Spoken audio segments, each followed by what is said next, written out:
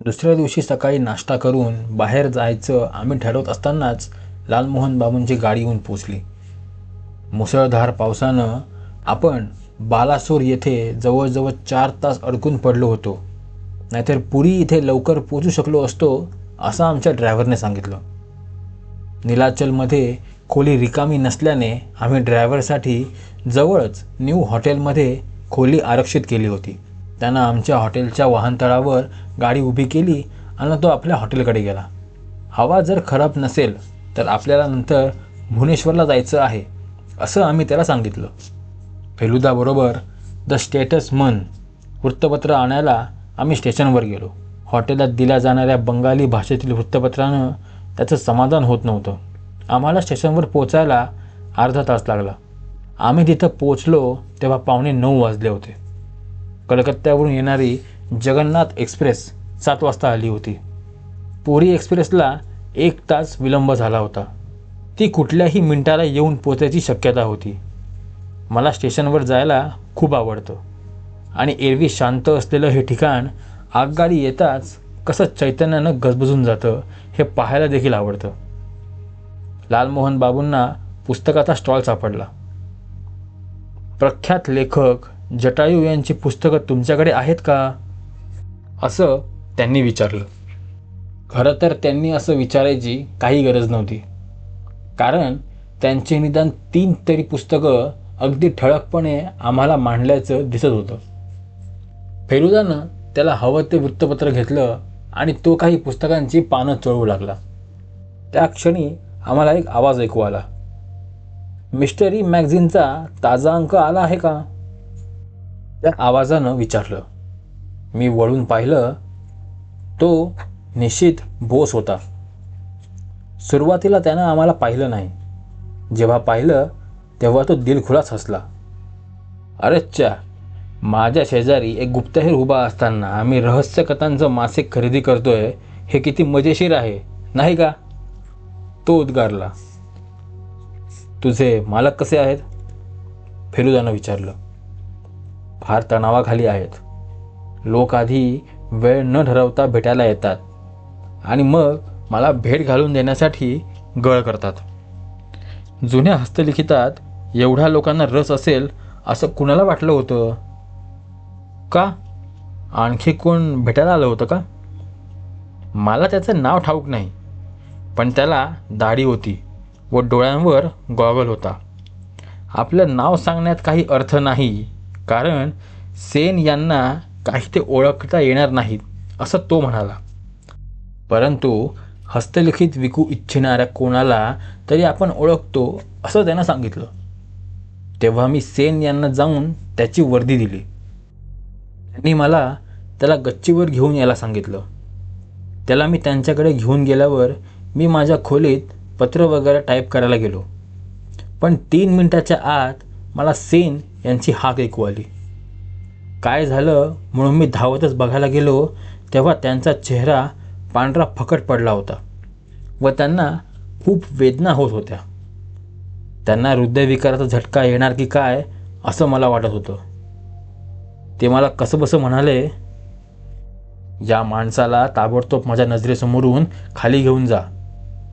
तेव्हा मी त्याला तात्काळ जिन्यावरून खाली नेलं. पण तो इतका उद्धट होता की जाण्यापूर्वी मला म्हणाला, मला वाटतं तुमच्या मालकाचं हृदय इतकं काही मजबूत नाही. तेव्हा त्यांना बघायला एखाद्या डॉक्टरला बोलव. आत्ता कसे आहेत ते? बरे, खूपच बरे आहेत. बोस घड्याळावर नजर टाकून दचकून म्हणाला. हो रे बापरे, इतका उशीर झाल्याचं माझं लक्षातच आलं नाही. तुम्ही इथं अजून काही दिवस आहात ना? एखाद्या दिवशी मी तुम्हाला सारं सांगेल. अच्छा, गुड बाय. आम्ही बोलत असतानाच पुरी एक्सप्रेस आली. गार्डनं शिटी फुंकली व गाडी फलाटावरून निघण्यातच होती. बोस गर्दीतून दिसेनासा झाला. फेलुदानं त्या स्टॉलवरून एक पुस्तक खरेदी केलं. मी त्याच्या खांद्यावरून डोकावलो तेव्हा ते अ गाईड टू नेपाळ हे माझ्या लक्षात आलं. आम्ही हॉटेलकडे परताना तो वाटेत म्हणाला, मला वाटलं तू आणि लालमोहन बाबू आज भुवनेश्वरला जाण्याची कल्पना चांगली आहे.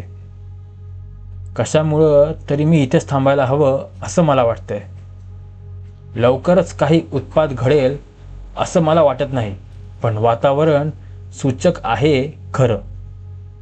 ते मला आवडत नाही आहे. त्याखेरीज मला काही गोष्टी करायच्या आहेत. मला काठमांडूला फोन करायलाच हवा. वास्तवातील घटनांचा किचकट गुंता होण्यापूर्वी मला नीट अर्थ लावलेला बरा. फेलुदाच्या असल्या मूडची मला चांगलीच कल्पना होती. तो आता आपल्या कोशात पुरा गुरफटून जाईल आणि काही बोलणार नाही. तो आपल्या खोलीत जाऊन पाठीवर आडवा पडून छताकडे बघत राहिला. पूर्वी मी जेव्हा त्याला असं करताना पाहिलं तेव्हा तो 3 ते 4 मिनटं पापणी लवू न देता शून्यात बघत बसला होता. अशा प्रसंगी आम्ही त्याला एकटं सोडून निघून जायचो किंवा कुजबुजत बोलत राहायचो.